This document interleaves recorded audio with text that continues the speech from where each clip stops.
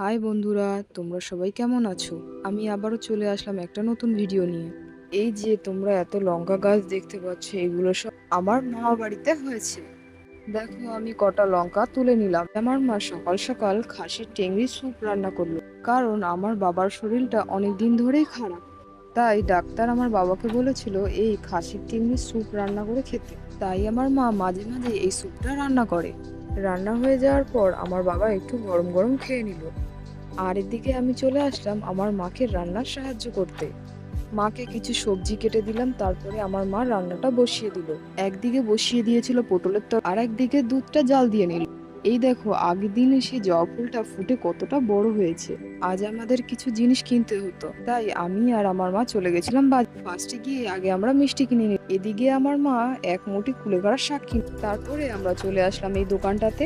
নিয়ে নিলাম একটা টেবিল কভার আর একটা সবজি কাটার বোর্ড আর একটা ক্যাপসিকাম। বাজার দিয়ে যে মিষ্টিগুলো আমরা এনেছিলাম সেগুলো আমরা সবাই খেয়ে নিলাম। এদিকে দেখো, আমার ভাই কত পাজিল, নিজে তো খেয়েছে আর মার ভাগ দিয়েও খেয়ে নিল।